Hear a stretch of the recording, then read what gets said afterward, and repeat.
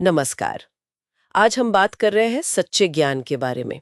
हमारे पास भगवत गीता के 13वें अध्याय से कुछ बहुत महत्वपूर्ण बातें हैं। इसमें श्री कृष्ण बता रहे हैं कि ज्ञान सिर्फ किताबी नहीं होता, है ना? ये कुछ और है। जी हाँ, बिल्कुल। ज्ञान को यहाँ गुणों से जोड़ा गया है, जानकारी से नहीं।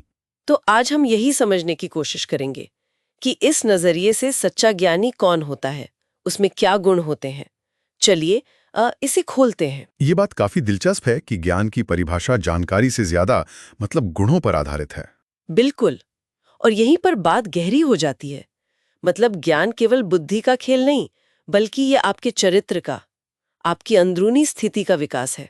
हाँ, जैसा कि इसमें कहा गया है, ज्ञान ये नहीं कि कोई जानता क्या है, बल्कि ये कि वो व्यक्ति है कैसा। सही बात है।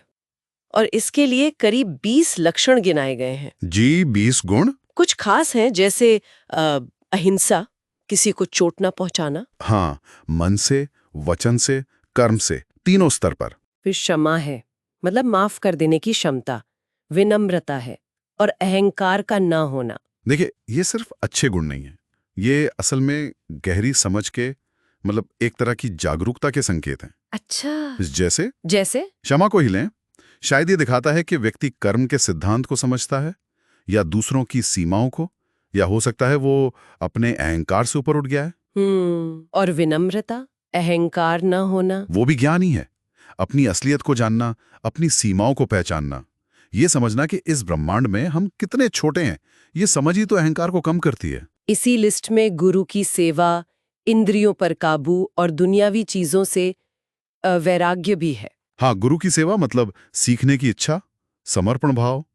इंद्रिय संयम यानी अपनी इच्छाओं पर, अपनी इंद्रियों पर नियंत्रण रखना, उन्हें भटकने ना देना। और वैराग्य, ये थोड़ा मुश्किल सा लगता है आजकल। हाँ, वैराग्य का मतलब है सांसारिक सुख दुख, सफलता असफलता में एक तरह का क्या कहते हैं, अनासक्त भाव रखना।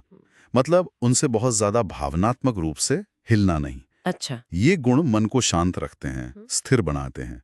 तभी तो आप गहरी सच्चाई को समझ पाएंगे। इसी में एक और बात कही गई है, जन्म, मृत्यु, बुढ़ापा, रोग, इन दुखों को बार बार देखना या समझना। हाँ, जन्म मृत्यु जरा व्याधि दुख दोषानुदर्शनम। ये थोड़ा मतलब निराशावादी सा नहीं लगता? हैं। इसे ज्ञान क्यों कहा? नहीं, ये निराशावाद नहीं है, ये यथार्थवाद है।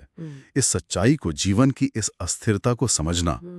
जब हम ये समझते हैं कि ये शरीर, ये दुनिया सब अस्थायी है, क्षणभंगुर है, तो मोह कम होता है ना? हाँ, बात तो सही है। और फिर स्थायी सत्य की खोज शुरू होती है। यही समझ वैराग्य लाती है और आध्यात्मिक ज्ञान का आधार बनती है। एक और लक्षण जो शायद थोड़ा चौंकाए, अकेले रहने की प्रवृत्ति। हाँ।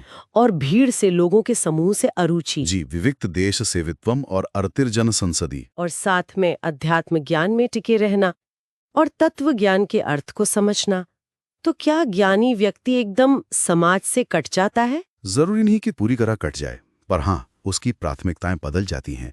वो बाहरी शोर शराबे से हटकर अंदर की तरफ ध्यान देता है। मतलब एकांत जरूरी है? हाँ, सच्ची समझ के लिए, आत्मचिंतन के लिए एकांत मददगार होता है। ये अंदरूनी शांति और परमात्मा से गहरे जुड़ाव के लिए जरूरी माना गया है। तो ये सवाल उठता है कि ये जो अंदरूनी गुण हैं, शांति, वैराग्य, एकांत, ये किसी के बाहरी ज्ञान या बुद्धि से कैसे जुड़े हैं? यही तो खास बात है।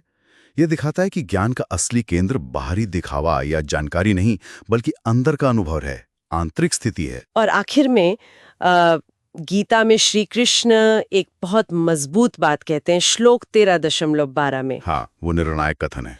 एतत् ज्ञानमिति प्रोक्तम अज्ञानम यदतोऽन्यथा।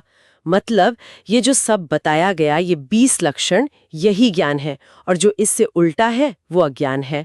बिल्कुल, एकदम साफ। ये इस पूरी परिभाषा पर मोहर लगा देता है। तो इसका मतलब हुआ कि अगर किसी में ये गुण हैं, वो विकसित हो रहे हैं, तो वो ज्ञानी है, चाहे उसके पास डिग्री हो या न हो। हाँ, इस परिभाषा के अनुसार तो यही है। और अगर किसी के पास बहुत सारा ज्ञान है, पोथियां पढ़ी हैं, लेकिन विनम्रता नहीं, क्षमा नहीं, संयम नहीं, तो वो अज्ञानी है। इस नजरिए से हाँ, उसे अज्ञान में ही माना जाएगा। तो आज की चर्चा का सार यही निकलता है कि सच्चा ज्ञान सिर्फ दिमाग की कसरत नहीं है, सिर्फ जानकारी जमा करना नहीं है। सही कहा। ये एक जीती जागती समझ है, एक अच्छा चरित्र है जो आपके होने में, आपके व्यवहार में झलकता है। निश्चित रूप से। और ये परिभाषा हमारे जो पारंपरिक विचार है ना सीखने और विशेषज्ञता के बारे में, उनको चुनौती देती है। हाँ, ये जानने से ज्यादा होने पर जोर देती है। बिल्कुल। ज्ञान एक आंतरिक परिवर्तन है, सिर्फ सूचना नहीं। तो जाते जाते श्रोताओं के लिए क्या कोई सवाल छोड़ना चाहेंगे? हाँ, एक विचार छोड़ते हैं। अगर सच्चा ज्ञान इन गुणों को विकसित करना है, तो कोई व्यक्ति अपनी रोजमर्रा की जिंदगी में, मतलब किताबों से परे, इस ज्ञान को कैसे विकसित कर सकता है? और अगर अज्ञान इन गुणों की कमी है, तो वो असल जिंदगी में कैसा दिखता होगा? सोचने वाली बात।